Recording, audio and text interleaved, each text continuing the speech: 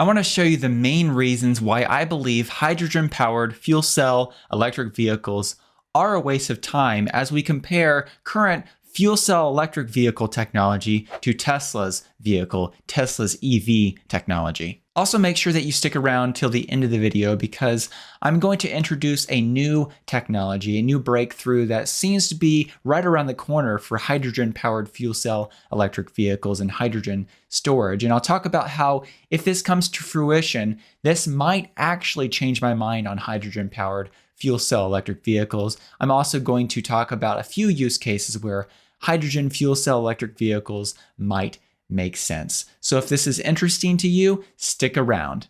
I'm John, and welcome to Cleanerwatt.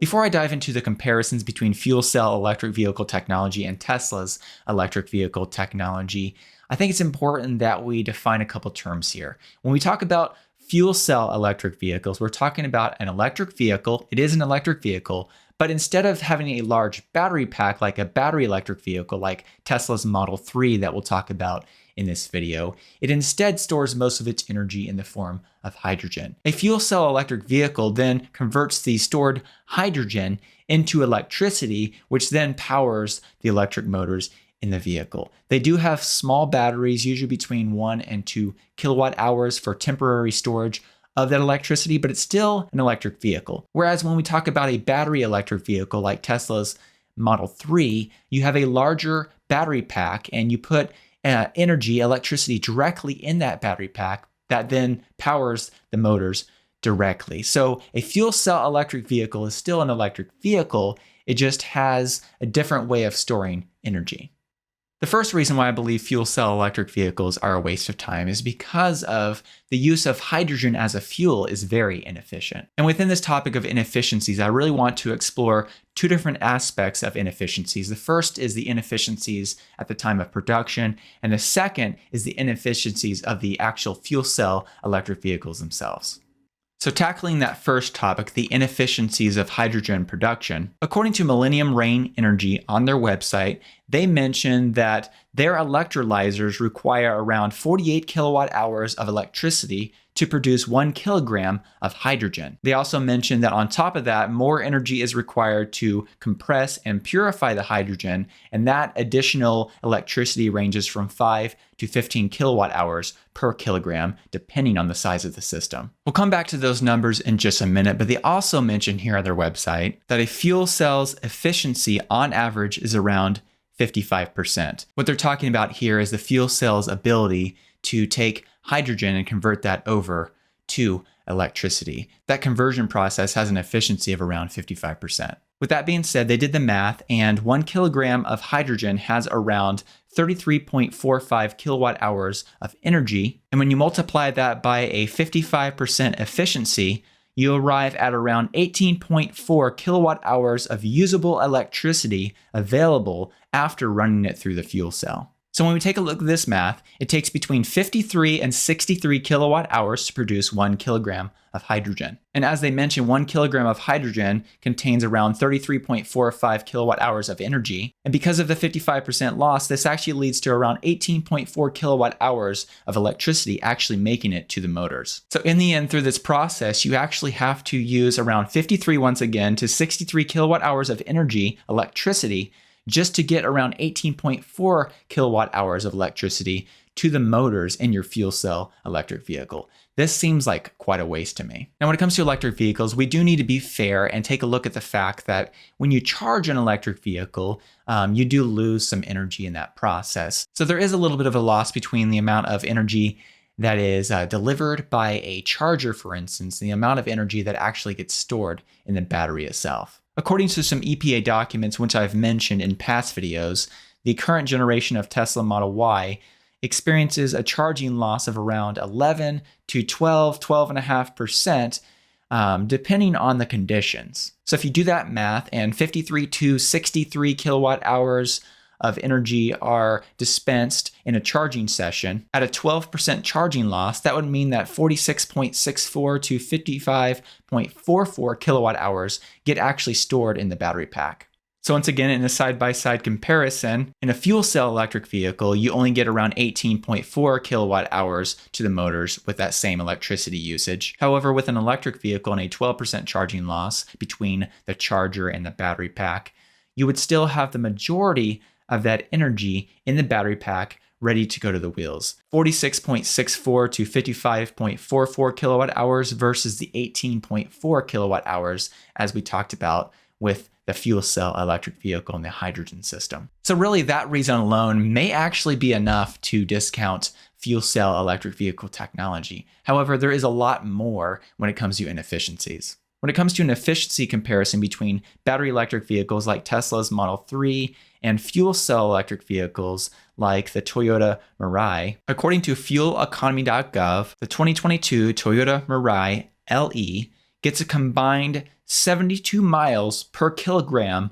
of hydrogen. So going back to the numbers we mentioned earlier, 53 to 63 kilowatt hours of electricity produce 1 kilogram of hydrogen. 1 kilogram of hydrogen in the Toyota Mirai will allow you to travel roughly 72 miles. When it comes to the efficiency of Tesla's Model 3, the rear-wheel drive standard range version, that version of the Model 3 needs around 25 kilowatt hours to travel 100 miles, or you could translate that to the Model 3 standard range rear-wheel drive model can travel 4 miles per kilowatt hour of battery capacity. So when you compare that once again to the Toyota Mirai, using the same numbers that we just talked about and a 12% charging loss, that would mean that the rear-wheel drive Model 3 would be able to travel roughly 187 to 222 miles on that same amount of electricity. If we take this a step further and we combine this all together and talk about the complete production to the wheels inefficiencies between hydrogen, battery electric vehicles, and for that matter, even gasoline vehicles. I found a study that I'll link to in the video description from Transport and Environment, but according to their recent calculations, a battery electric car from the production of electricity to the actual wheels of the vehicle, on average, has around a 77% efficiency. They also mentioned that a fuel cell electric vehicle has around a 30% efficiency, and an internal combustion engine only has around a 13% efficiency. So at the end of the day, a fuel cell electric vehicle is more efficient than a gas-burning vehicle, an ICE, an internal combustion engine vehicle, but it's nowhere near as efficient as, say, the Tesla Model 3. Now, when it comes to some of the reasons why the Toyota Mirai is so inefficient, part of it actually comes down to weight. I was actually surprised when I did the research that the Toyota Mirai is actually heavier than a Tesla Model 3. In this chart, I've done a weight comparison of the Camry Hybrid LE versus the Model 3 rear-wheel drive versus the Toyota Mirai XLE. And as you can see on this list, the Toyota Mirai is quite a bit heavier than the rear-wheel drive Model 3. So apparently when it comes to a fuel cell electric vehicle, the whole system is actually quite heavy and it adds quite a bit of weight to the vehicle. And generally speaking, when you increase the weight of a vehicle, that decreases the efficiency of a vehicle. Another reason why I believe these vehicles are so inefficient is because you have too many conversions and processes happening with a fuel cell electric vehicle. Really, it's quite a complicated process. You can extract hydrogen from natural gas or from water through the process of electrolysis. The hydrogen then makes its way into the tanks of the fuel cell electric vehicle, which go through the fuel cell system, and they are then converted to electricity. Then that electricity is sent to a small battery, which is usually around 1 to 2 kilowatt hours of capacity. And then that electricity is sent to the motors. Battery electric vehicles, on the other hand, are much more simple, and you're just simply taking electricity, you're putting it in a battery, and then that battery is powering the motors. That's a way less complicated system, and it's a system I personally think works best. So the second main objection that I have with hydrogen as a fuel source is cost. I want to talk about the fuel cost, the cost of hydrogen itself. I want to talk about the cost of fuel cell electric vehicles. And then I actually want to talk about the cost of building out fueling stations for hydrogen. So first of all, let's talk about the cost of hydrogen as a fuel. According to the California Hydrogen Business Council, currently a kilogram of hydrogen costs between $10 and $17 at California hydrogen stations. When I try to find specific examples, it seems like most of the examples of hydrogen fuel costs right now, at least in California, were actually closer to that $17 price point per kilogram. So it's actually quite expensive as a fuel. And I wanted to find a reason why it was so expensive. And I found this document from Shell Global Hydrogen. And as you can see here in yellow on this bar chart, the yellow represents the actual delivery cost portion of the retail cost of hydrogen. Now, do note that this presentation also mentions that they have at least a pathway that they're working towards to get the cost of hydrogen down somewhere around that $5 price point per kilogram in the future. And as you can see here, the main way that they hope to reduce the cost of hydrogen at the retail level comes down to the delivery costs. Now, when it comes to an actual cost comparison of powering, for instance, the Tesla Model 3 rear-wheel drive, the standard range version for 75,000 miles versus a 2022 Toyota Mirai fuel cell electric vehicle, you can see in this chart the different calculations for what each of these vehicles would cost based on various prices of hydrogen and electricity to travel this 75,000 miles. Interestingly enough, even if hydrogen goes down to $5 per kilogram and the average cost of electricity to power your Model 3 goes up to 26 cents per kilowatt hour, my math indicates that the Model 3 would still be cheaper to operate versus the Toyota Mirai. If you instead look at the more realistic numbers, the numbers that people are actually paying right now for hydrogen fuel, buying enough hydrogen to be able to travel 75,000 miles in the Mirai could very possibly cost you more than $15,000. For comparison, I went ahead and did the math for a very efficient gas-burning vehicle like the Camry Hybrid that gets 52 miles per gallon. And as you can see, even with gas costing around $5.50 per gallon, the Camry Hybrid should be quite a bit cheaper to fuel over the Toyota Mirai. Now, beyond just the cost of hydrogen for the fuel cell electric vehicle, what about the cost of the fuel cell electric vehicle itself? Are they cheaper than Tesla's battery electric vehicles, for instance? Currently, right now, as an example, the Toyota Mirai fuel cell electric vehicle has a base cost of somewhere around $49,500 to around $66,000. On the flip side, the Tesla Model 3, a battery electric vehicle, has a base cost of around $47,000 to $63,000. When it comes to an SUV comparison, the Hyundai Nexo fuel cell electric vehicle has a base cost of around $59,400 to $62,900. And that compares to the Tesla Model Y, which has a base cost of between $63,000 and $68,000. So when we talk about just the base price of a fuel cell electric vehicle versus a battery electric vehicle like the Tesla Model 3 or the Tesla Model Y, the pricing is actually quite equivalent. It is important to note that beyond this base price, though, both Hyundai and Toyota are offering some pretty serious incentives to try to move their fuel cell electric vehicles. For instance, right now, Toyota is offering up to $15,000 of free fuel in the form of a fuel card if you purchase the Toyota Mirai. And although this program is about to be over and only goes through May 1st, Hyundai is currently offering up to $25,000 of bonus cash off of the Nexo fuel cell electric vehicles. So when you factor in these huge incentives, of course, this does drop the cost of these vehicles quite a bit and can make them make some sense for people. However, this really begs the question, and that comes down to what's the true cost of these vehicles? Because it sure appears like Hyundai and Toyota are quite substantially subsidizing the sales of these vehicles. I don't think there's any way that Hyundai or Toyota are making a profit on these vehicles. I mean, first of all, when you just think through this logically, these are very low volume vehicles right now. And it costs a lot to develop this new technology. So just that alone, if you look at the production cost plus development cost, they have to be losing quite a bit per vehicle when it comes to these fuel cell electric vehicles. Beyond that, Hyundai offering a $25,000 bonus cash offer and Toyota offering $15,000 of free fuel. Those are some very substantial discounts and incentives that would eat away at any profit that potentially did exist. When it comes to Tesla, on the other hand, Tesla's battery electric vehicles are extremely profitable. According to their Q1 2022 investors presentation, for the first quarter of 2022, Tesla posted a 19.2% operating margin, and they had a 32.9% GAAP automotive gross margin in that quarter as well. Now, the reason I bring up profitability is because the only way that a company can sustainably mass produce a product is if it's done at a profit. Tesla is showing that they can mass produce electric vehicles and make a profit.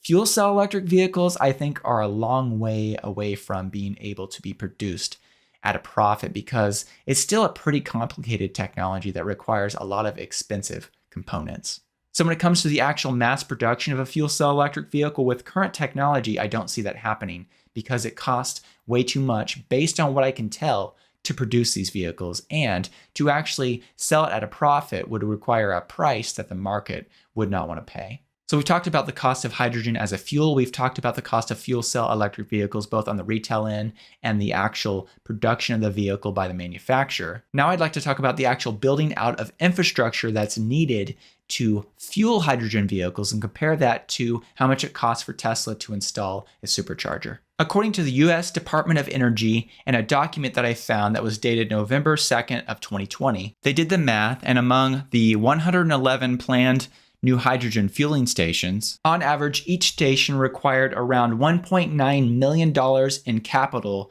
to build these out. Also notice that each station had an average capacity of around 1,240 kilograms of hydrogen that could be dispensed per day. I'll come back to that number in just a minute, but moving back to the cost of infrastructure itself. For comparison, according to this April 2022 Forbes article, Tesla put in an application for a program that the state of Texas was running that was supposed to provide grants to cover around 70% of the cost of installing electric chargers in the state. This article goes on to say that Tesla's grant application for their 17-unit station came in at around $500,000. Now remember that this grant was meant to cover up to 70% of the cost of installing chargers. So the cost of installing these chargers for Tesla would be more than $500,000. If you do the math, if 70% of the cost is $500,000, 100% of the cost would be somewhere just a bit over $714,000 for a 17-stall supercharger location. Now, when it comes to the actual maximum number of Teslas that could be serviced with a 17-stall supercharger, on average, Tesla's electric vehicles take around 30 minutes to charge from a 10% to 80% state of charge. With that number in mind, in a 24-hour period, these 17 stalls with 30-minute charging sessions from 10 to 80% would allow for 816 Teslas to be charged. You also have to keep in mind that Tesla drivers can also charge at home as well. But let's just go with the charging infrastructure of a station itself, because that's really what we're comparing here.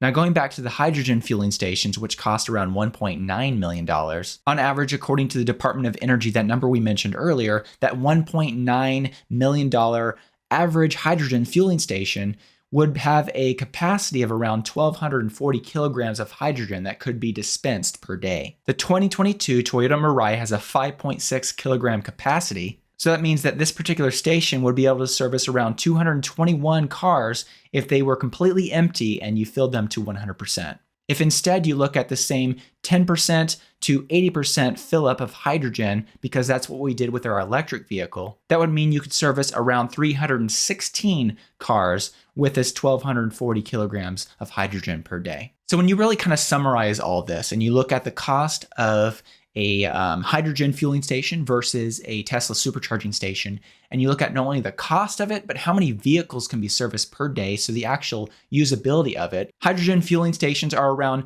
2 to 3 times more expensive based on the numbers I've talked about. On average, they can service around 2 to 3 times fewer vehicles, and these hydrogen stations require trucked-in hydrogen versus Tesla superchargers, which can connect to the existing electricity grid. In addition, you can use solar panels to generate electricity at these supercharger locations, and I hope we see more of this in the future. So at the end of the day, when you take a look at numbers like this, does hydrogen make sense as a fuel? Well, in my opinion, in its current state, it doesn't make a lot of sense. Will the cost of hydrogen come down over the years and the cost of the technology come down? I do believe it will, but we have a pretty serious gap here in the efficiency, the cost, and the building out of infrastructure, and that kind of math is hard to overcome. I mean, if you really want to root for an underdog, you can root for hydrogen, but in my opinion, it seems like the obvious winner right now is electricity and battery electric vehicles. Now, I do want to keep an open mind when it comes to any new technology, and so there are a few things that could change my mind when it comes to hydrogen as a fuel. The first thing that might change my mind is if the production of hydrogen became much more efficient and didn't require somewhere around 60 kilowatt hours of electricity to generate a kilogram of hydrogen. Secondly, when it comes to the production to the wheels efficiency of hydrogen, that needs to be much better than the 30% number that we talked about earlier from the Transport and Environment study. Third of all, for my mind to be changed on hydrogen, the cost of hydrogen needs to come down below $5 per kilogram. And then fourthly, the actual cost of building out fueling stations for hydrogen, that needs to come down substantially as well. If these things are able to be changed, I can see some use cases for hydrogen as a fuel, especially when it comes to long-haul trucking and maybe say big cargo ships and applications like that. Now, there is a company by the name of Plasma Kinetics, which is actually developing solid-state hydrogen storage technology, which could solve some of these problems that I've mentioned, really a lot of those problems, and could definitely change my mind on hydrogen if their technology works. Plasma Kinetics is an Arizona startup that was founded in 2008, and they're currently working on solid-state hydrogen storage systems. And they claim that their solid-state storage system is 30% lighter, 7% smaller, and 17% less expensive than lithium-ion batteries.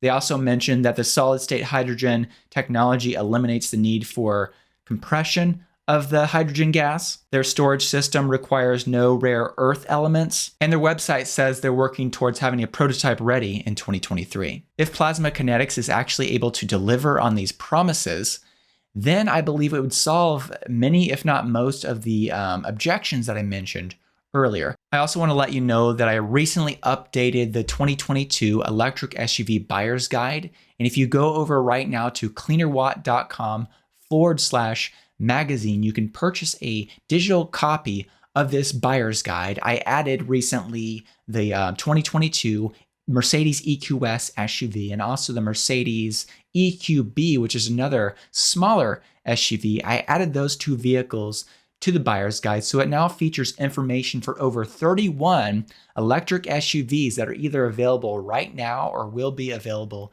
in the near future. It also has a number of helpful articles, comparison charts, and I believe it's a great read, not only if you're in the market for buying a vehicle right now, but also if you're just curious and you like to learn about electric vehicles in general. Once again, go over to cleanerwatt.com/magazine and you can purchase a digital copy of that buyer's guide and download it instantly. Well, thank you so much for watching this video all the way through to the end. I'd like to take a moment to thank the Patreon supporters who support me every month and help make this content possible. A special thank you to my performance supporters and also the other supporters listed on the screen. If you'd like to find out more about the Patreon community I've set up, I'll put a link in the description below.